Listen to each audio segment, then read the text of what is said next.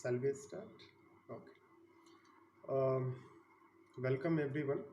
On behalf of School of Humanities and Social Sciences of Raffles University, I welcome all. It's a privilege to have a webinar on the very topic how to develop research skills to generate quality research. This is the second webinar in the um, series of webinar on research methodology.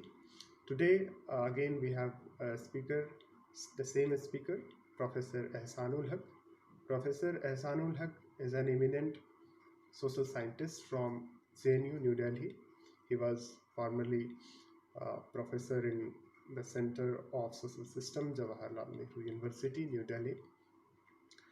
And Sir has authority on this very topic, so I called him again. Uh, uh, Let me give a brief introduction of the webinar. As you know, in the first webinar on this very topic, we covered the introductory part of research methodology or the significance of theory. In this lecture, we have two parts. In first part, we are going to talk about the significance of theory in terms of theory building, and subsequently will talk, about significance of logic in deducing the theory, right? Uh, if we recall the first lecture, um, where Sir states social research uh, is art as well as science, but he emphasized uh, on the art or the significance of procedures of research in terms of artistic expression, where Sir stated like social research is an art aided by skills of inquiry which can be acquired and developed in terms of the development of quality research. He talked about creativity or innovation is the foundational element of research, because it gives ability to see what everybody else has seen and to think what nobody else has sought. He again emphasized more on the emotional dimension of research. What constitutes success in research? Uh, when we understand theory with reference to the research methodology, theory as a rich source of hypothesis plays a very significant role uh, of empirical research. Every research has to start his or her research um, with engagement of theory in terms of review of literature. So I'm going to call Professor Huck to kindly deliver on this particular aspect, like what is the significance of research, what is the significance of theory in uh, the in terms of deducing uh, the new dimension of unexplored uh, uh, dimension of social reality. Sir, over to you. 15 years to postgraduate students, and therefore it may be a new experience to interact with you in the area of research methodology. And earlier also I spoke to you on how quality research can be produced. Researches are being produced, large number of researches, and I have come across the research reports submitted by scholars and the kind of researches which are being done. I'm quite familiar with them, and I will explain to you also today what kind of researches are being done and whether they are qualitatively good. Number one, and that it was this point which was in my mind. As a result, I wanted to interact with you on how the quality research can be produced, because I had some apprehension in my mind that the researches undertaken by scholars are not so much qualitatively good, and therefore the young scholars today have to be trained in the skills of how quality research can be produced. So this was the focus of my earlier discussion with you all in this area on this aspect.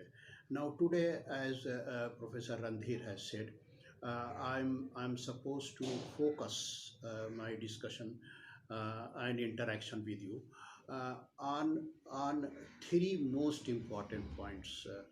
Number one, theory, and number two, fact, because theory is not independent of the fact, and vice versa. So what is the role of theory and fact in theory building, what theory stands for, and then in what manner various research logics are applied in the field of research, which logic is more popular and more acceptable by the young scholars today, and why the other logic is neglected. So, first, I would like to explain to you the notion of theory, why we are so much worried about theory, as if we assume that the theoretical aspect is neglected in the area of social science research, and if neglected, why it is neglected, and if we neglect theory, which can be considered from my point of view, and I have R.K. Martin's view in this regard in my mind. I think in case theory is neglected, uh, we may not be in a better position to generate quality research. Although inductive logic is also very meaningful, which can be applied by the researchers, which can enrich the theoretical structure of knowledge. And therefore, I do not say that the inductive logic should be neglected or should be taken into account at the cost of what I say is the deduction or deductive. So when I say that these are two major logical systems of systems which are applied in the field of research are very close to theory, and they are very close to fact, and that's why I said that these two components of research which are integrated, and science cannot be considered as a science unless there is a theory, because theory is a source of prediction, and science makes prediction, and science cannot make prediction unless theory is there. So theory is so crucial in the social science research that the no scholar can ignore the theoretical structure of knowledge while producing the quality research. Theory is so focal and so crucial. And now I want to explain to you why theory is so important, what functions theory performs in social science research. As a result, theory becomes indispensable in the research enterprise, you know and also I do not undermine the importance of fact.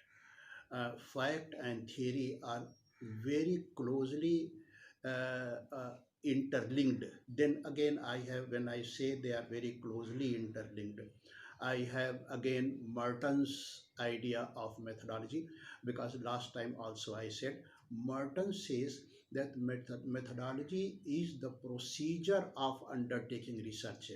Now he defines the procedure of undertaking research in his own manner, but now the way he defines the notion of methodology has been reinterpreted and reinterpreted by the scholars as per their convenience, and therefore in their researches, to the best of my knowledge, one logic is more highlighted as compared with the other logic, and therefore the scholars are unable to produce and generate quality research. And therefore my focus today is on the role of theory.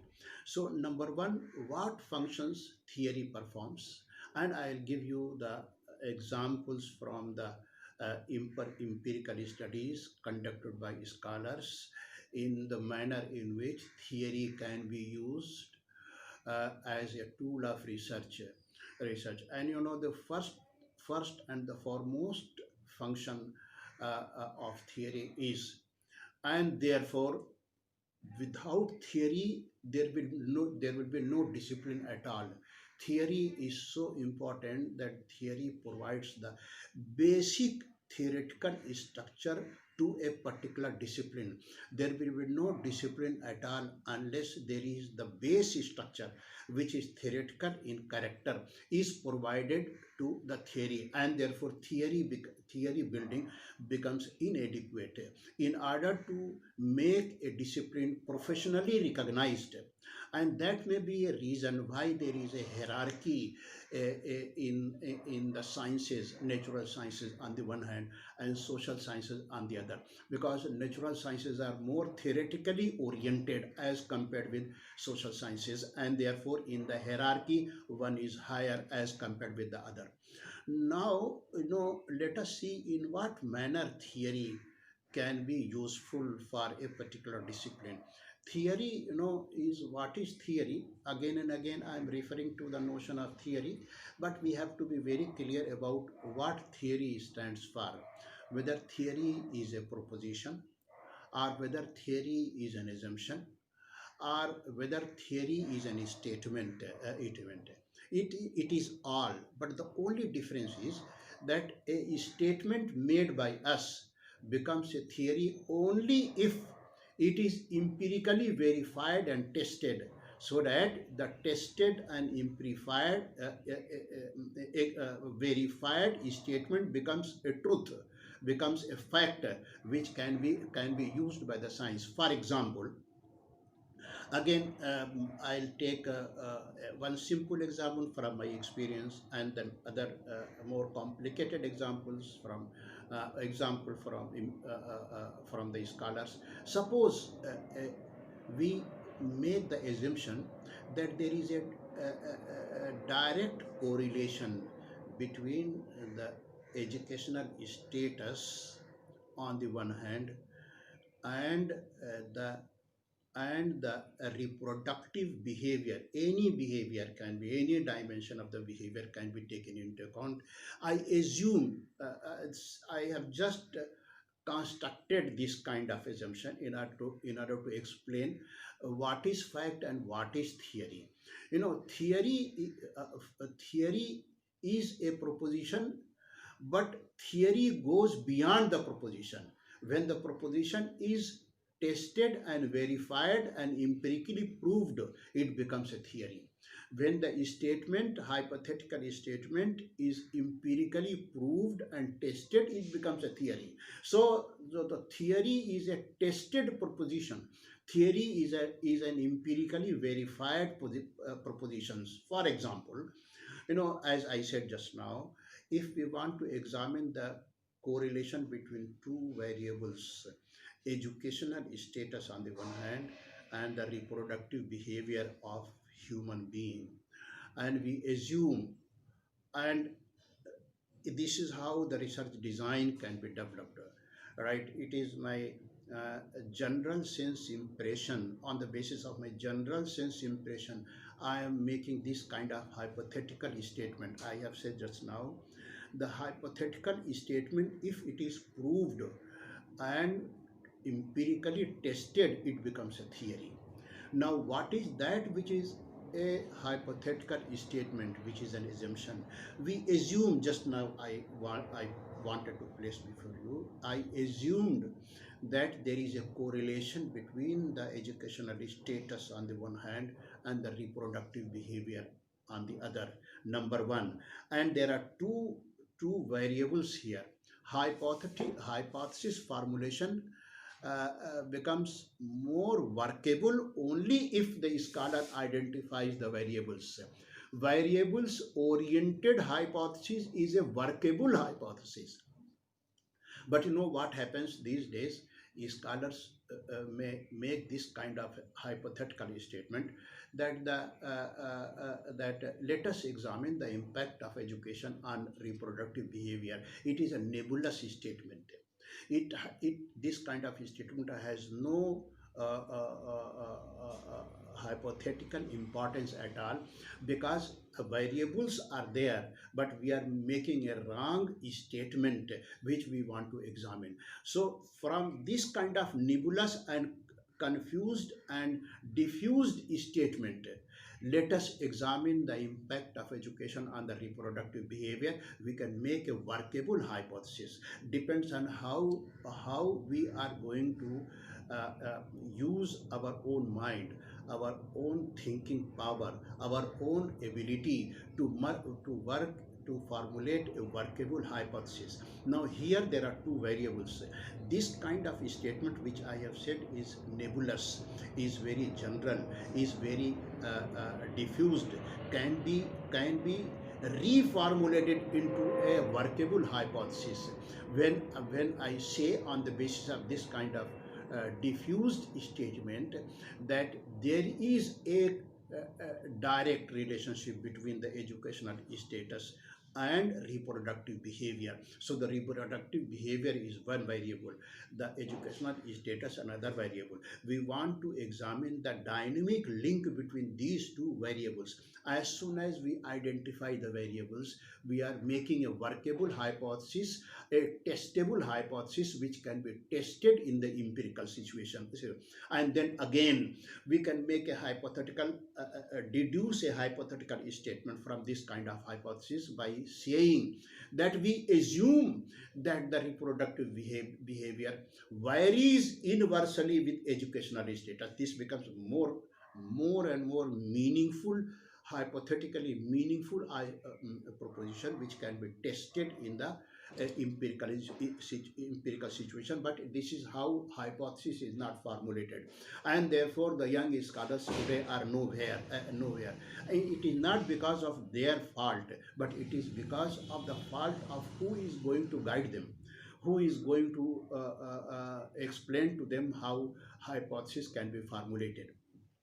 Now, if this hypothesis, again I'm repeating, we assume on the basis of the first statement where we have identified the two variables, on the basis of the first statement, we have assumed that the demographic behavior varies inversely, right? We have assumed this, we have added value into this by saying universality between the educational status on the one hand and reproductive behavior. This, and with this hypothesis we can go to the field and test it, and as soon as it is tested and empirically verified, it becomes a theory. And it becomes a theory because it develops the power of generalization. So the power of generalization is the most important function of the theory which the theory performs. There will be no theory uh, in case the theory doesn't have the power to make generalization, because science is based on prediction and generalization, and the prediction and generalization is delivered to the science by the theory, and therefore theory in science becomes inevitable, and we cannot work and produce a quality research unless we are familiar with the theoretical structure of knowledge. So the theory makes prediction, theory makes generalization, and the theory gives uh, orientation to a particular discipline. What what are the things which can be studied in sociology, in political science, in psychology, and so on. But now the approach, different kind of approach is being adopted, like interdisciplinary approach, and therefore it has become very difficult to demarcate the areas of a discipline because of the overlapping and the interface between or among various disciplines. But the identity of the discipline is not lost in spite of the interdisciplinary approach to science.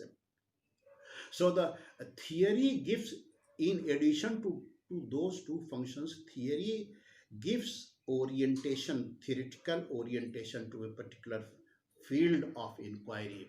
Now, it is the theory which defines the subject matter. In other words, it is the theory which defines the subject matter of any discipline, say, for example, sociology, right? From where we get the idea of social structure, from where we get the idea of psych, unity of mankind, from where we get the idea of role, from where we get the idea of gender, from where we get the idea of status and power, and so on.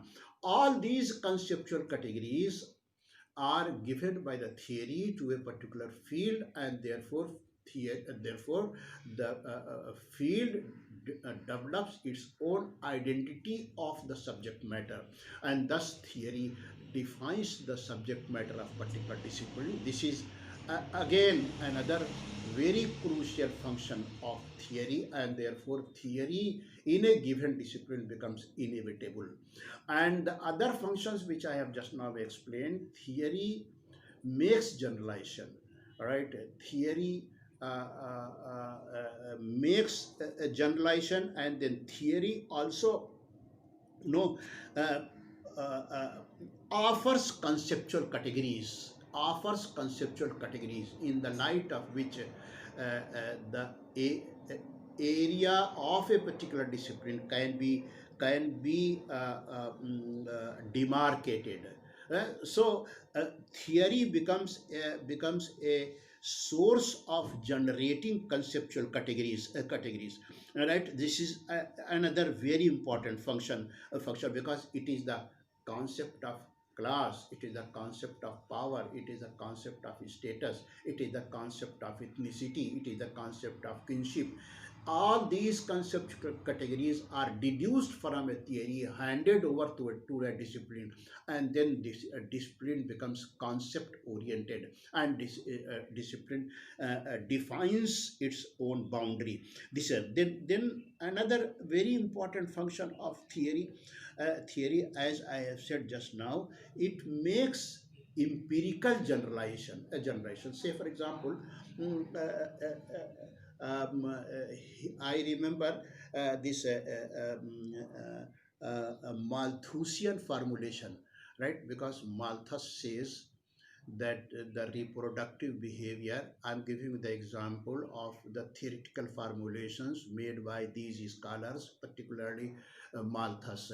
These are all examples in order to explain to you the manner in which theory performs this role, the role of making empirical generalization, right? Malthus says, you may be aware of Malthusian formulation. Malthus says reproductive behavior is regulated by, right?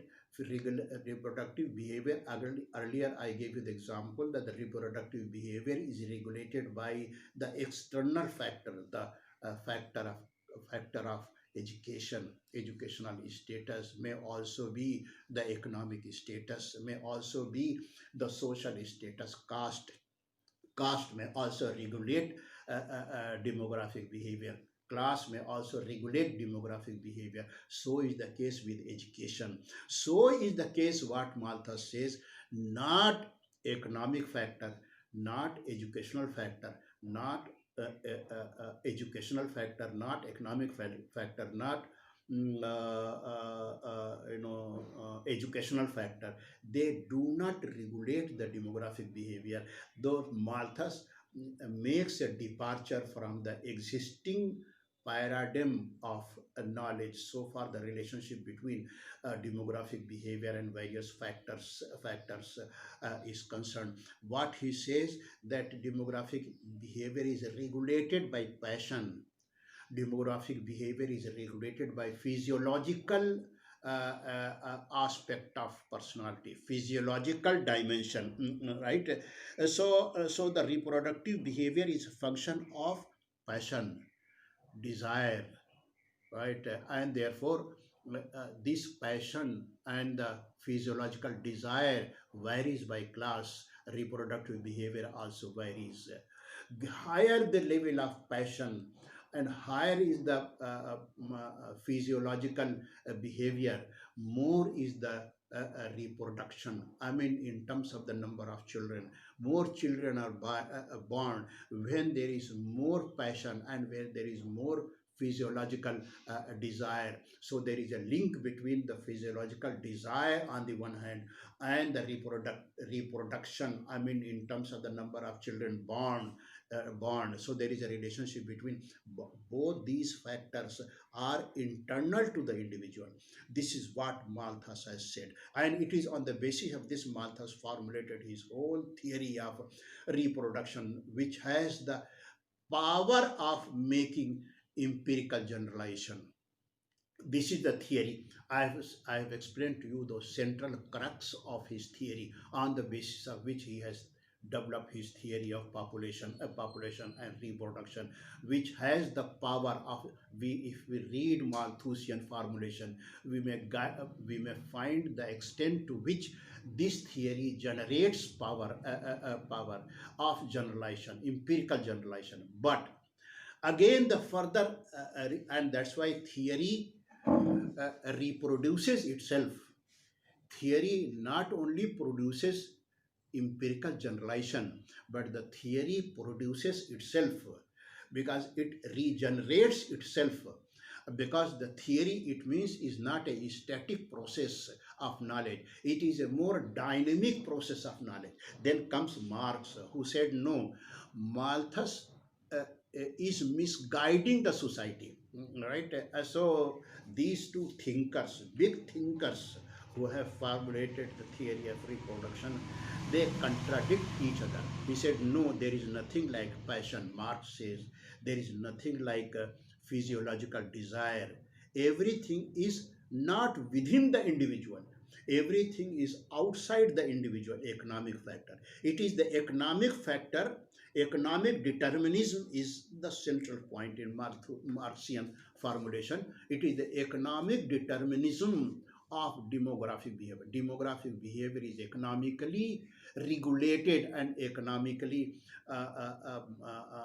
affected, and therefore there is not only there is no link between demographic behavior and physiological desires and passion. There is a direct link between reproductive behavior and the economic status of mankind. If the status varies, demographic behavior varies. There is no real role of the physiological desire. There is no role of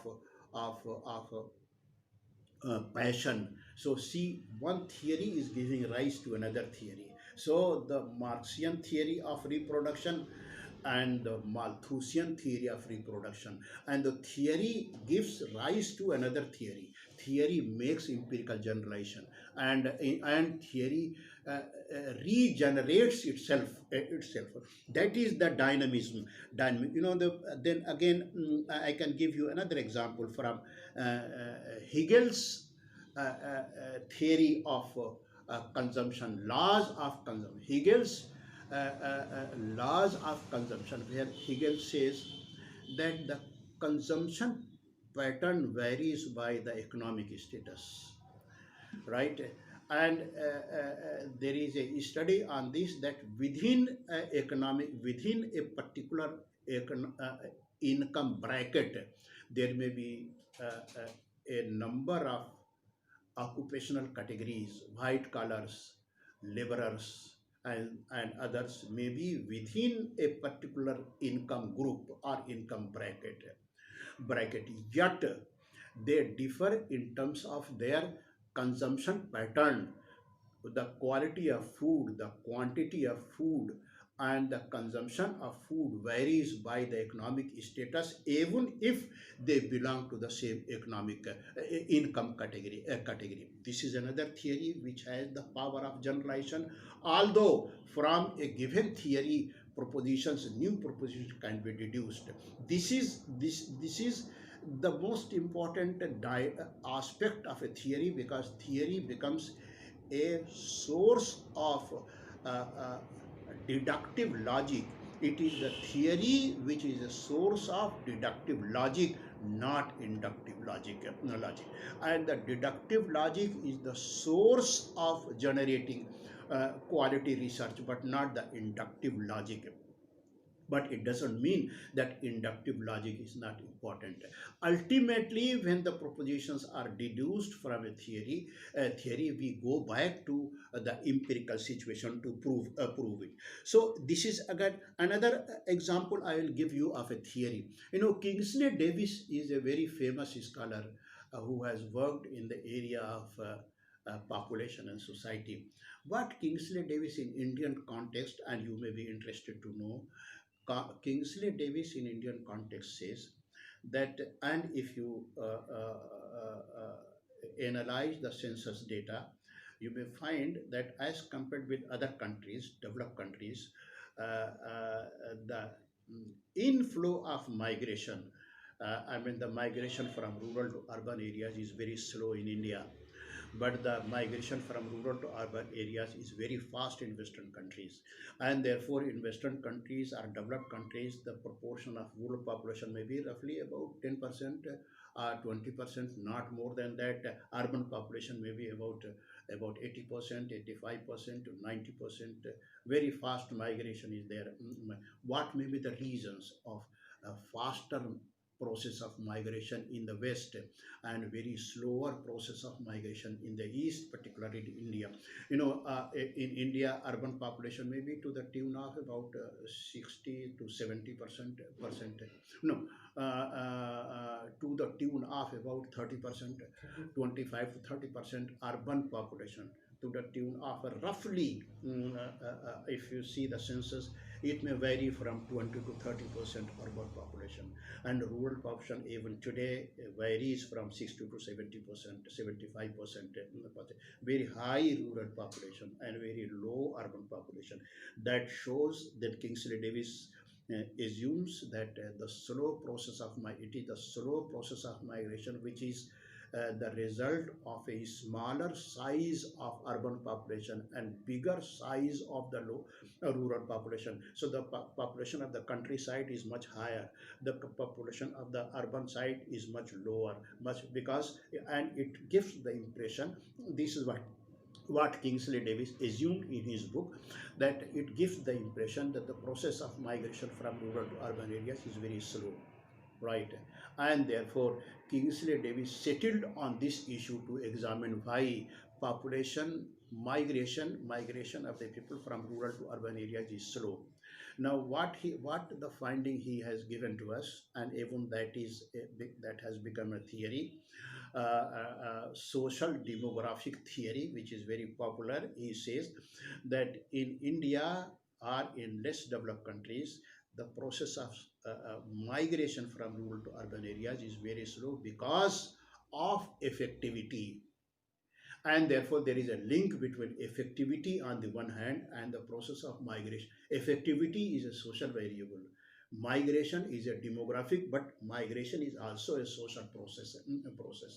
But for the time being, if it is taken as a demographic process is conditioned by the effectivity, and effectivity means attachment.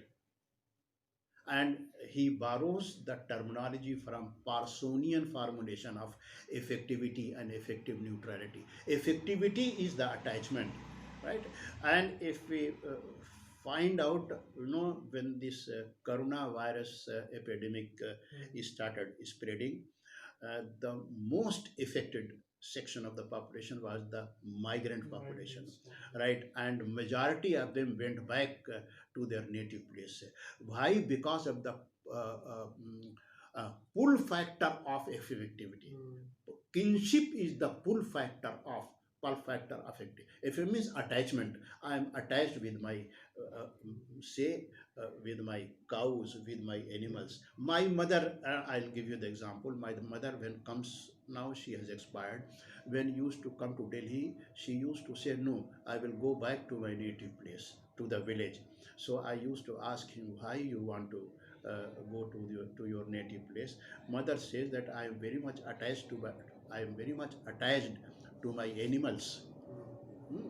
Attachment with animal takes you back to the countryside from the urban areas. Attachment of the people with caste, with kinship, with status, with land, right, makes you immobile. So the Indian population in particular is immobile because of the effectivity. This is the theory which he has established. Maybe in future this theory is refuted, and some other theory is goes to replace this theory. But this theory stands even today. Is a very important theory where Kingsley Davis tries to develop the link between the motivational factor, the attachment with kinship, and the land and migration. So the migration is regulated, the process of migration, rural to urban, long-term migration is regulated by the effectivity factor, is regulated by the emotional factor, is regulated by the attachment factor. So this is the discovery made by him, which became a theory which has the power to make generalization, empirical generalization. This is another. I can give you several examples, several examples, and then if I start giving you examples after examples, the time will be over, right? So in a nutshell, uh, uh, we may find I am focusing only on the most important functions of theory, and therefore theory in science becomes inevitable. The most important function which we should keep in mind, even if we forget other functions, the most important function is, our functions are, that theory generates conceptual category. Number one, that we should remember, even if we forget other things. Number two, theory makes prediction, and science is meant for predictions. There will be no science if science is not empowered to make prediction, and prediction is there because theory is there. Theory is the backbone of science, which is a source of prediction, and it is on the basis of theory science can make prediction. Number two, science makes prediction only because theory is there. So theory ultimately makes prediction. Theory generates conceptual categories. Theory makes prediction, and then third, theory makes empirical generalization, and then fourth, theory uh, gives direction to a particular field of inquiry. Four important functions. There are other smaller functions also. You may forget everything. Do not forget these two, three major functions of theory. As a result, theory becomes inevitable in a science. There is science because the theory is there. Theory is there. Theory is so crucial. Number one. So this is the other component of theory which supports theory is the fact. And I have explained to you, theory is empirically verified statement. Theory, just you remember this and read Merton's work on this aspect. Theory uh, uh, makes theory is proved empirical fact, yeah, which becomes a truth. Theory is proved empirical assumption which is empirically proved and tested. Assumption which we formulate is empirically proved and tested is theory. Okay, and then the question here is that where is the situation where the theoretical assumption can be proved and tested, right? What is that where scholar should go with his his uh, theoretical assumption to prove and test and then come back in the lab with a theory which is considered as empirically proved and a verified statement. And empirically proved and verified statement is theory.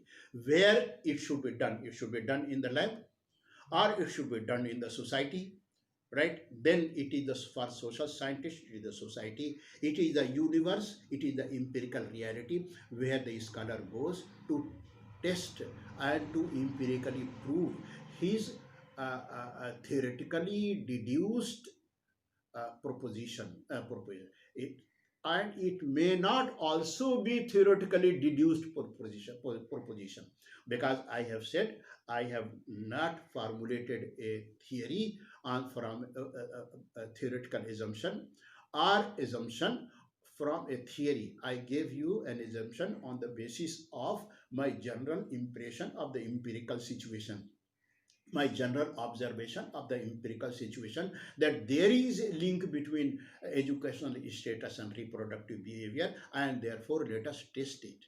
And as soon as we test it and come out with a empirically tested and verified statement, it becomes a theory. Well, now where it should be tested? It should be tested in the field, and therefore empiricism comes into picture, empirical reality comes into picture, and therefore fact finding comes into picture, and therefore fact comes into picture. Now if we read R.K. Martin again, so there is a chapter on the relationship between theory and fact. They are so in there is so intricate and very so close relationship between theory and fact. Fact means what? I have said theory means what? Theory means a statement which is empirically tested and verified. Now, fact is a statement which is to be empirically, which has to be empirically verifiable statement. We have to verify in order to come out with the reality of fact. Fact may be of any kind. Fact may be natural fact. Fact may be material fact. Fact may be the social fact. A tree may be a fact, right? In case it is empirically verified, one should go there and see that tree is there with their tongue and branches and leaves and so on, and then come out and say that there was a tree. It is a fact which is empirically verified. Fact is empirically verifiable object, right? Fact is empirically verifiable object, right? If you can, one can go to the Qutub Minar, right? It is an architecture. Observe it, see its length, its width, and so on. Then come here and say we have empirically verified the existence of Qutub Minar. Qutub Minar has these features, like the tree which have their own features. Similarly, say for example, when you observe the social situation in the village, you may come across the existence of caste, come across the existence of class, variation in the income group, variation in the occupational group, variation in the caste status, variation in educational status, variation in the cultural status. I mean the ritual status. Some of them may be higher in terms of caste, some of them may be lower in terms of caste. So the ritual status varies. You can observe and then come out with your observation and say village is a socially integrated, or village is a social unit in which these are the observable realities are facts. So what is fact? Fact is empirically verifiable objects, whether it is natural or architectural or social. Now there is a very close relationship between what we observe in the field and what we get from a theory. Theory has to be empirically proved and tested in the empirical situation. So the empirical situation gives the fact to empirically prove and test a, an assumption, which in due course of time, if it is empirically proved and tested, becomes a theory. So there is a link between theory and fact. Fact defines theory. Facts redefines theory. Facts regenerates theory. Facts give new direction to a theory, because a theory may be formulated tomorrow, a theory may be rejected, but theory doesn't die, right? Theory gives rise to another theory, right? Facts may be collected, a theory may be rejected, or theory may be changed on the basis of. So the empirical situation becomes dynamic. The dynamism of the empirical situation generates dynamism in the theoretical formulation. That shows the dynamic link between the empirical reality on the one hand and theory on the other.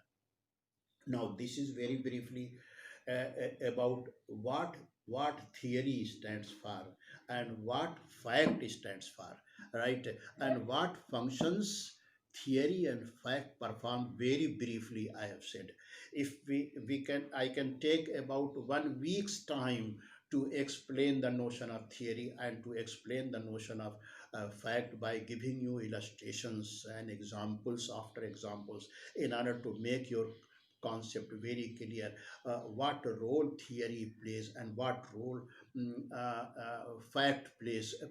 So there is a very big chapter, two chapters in R.K. Merton's work you must read, and you may also read, if you want to have more clarity, read various theories like Malthus, Marx, Ogburns theory, which I haven't given you example here. From there we can have the examples of theories.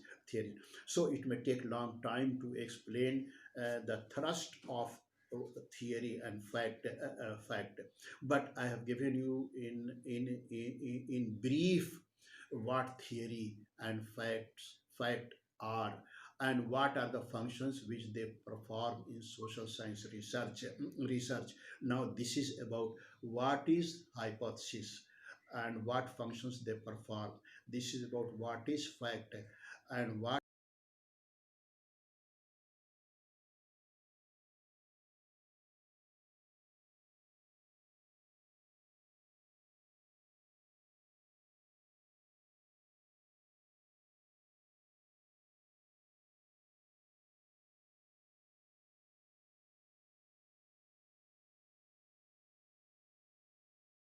Uh, Sir, explain the very significant or very insightful manner.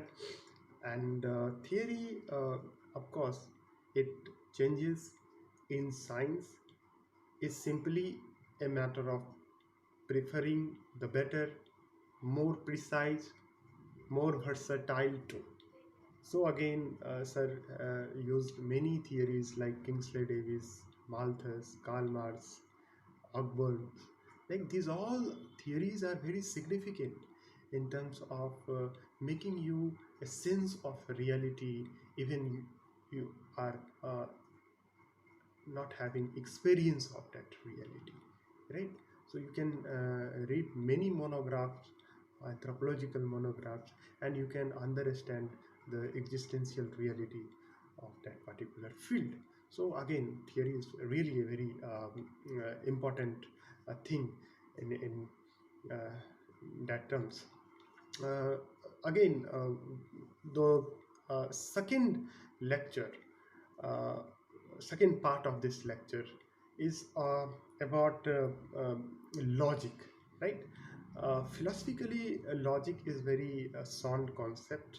Even Plato argued for deductive thinking, and inductive thinking. Uh, when Plato states like deductive thinking, starting with the theory to make sense of what we observe. Uh, uh, uh, Aristotle, his student, uh, was uh, more interested in inductive thinking. It states like starting with observations in order to build theories. Uh, but if you read the text on logic, uh, that is written by Karl Popper, uh, The Logic of Scientific Discovery, where he formulated a combination of deductive and inductive thinking in hypothetic-deductive method, commonly known as the scientific method. Uh, so both the significance of field and the significance of theories, both are important in terms of generating the theories.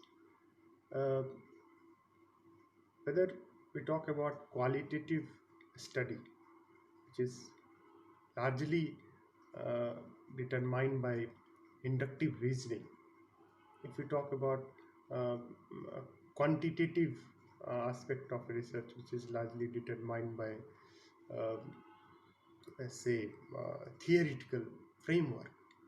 So both are important in terms of generating the good and the sound research.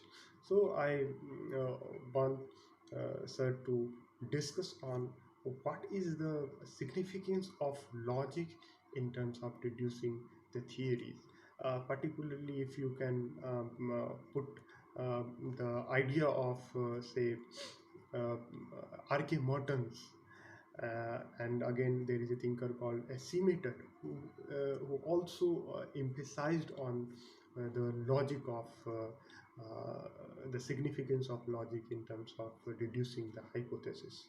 He again talked about the notion of serendipity in research, like um, we have two component of logic uh, we use in research. One is logic of discovery, which comes from the field, and the logic of proof, which comes from the theory. And this man called Schmitter, talks about how a research begins with ideas, and we have a particular topic to discuss and research, and when we conceptualize that topic we have two dimensions to go forward. One is normative clarification, another one is hypothetic generating. Then we have case selection, and we have variables of operationalization.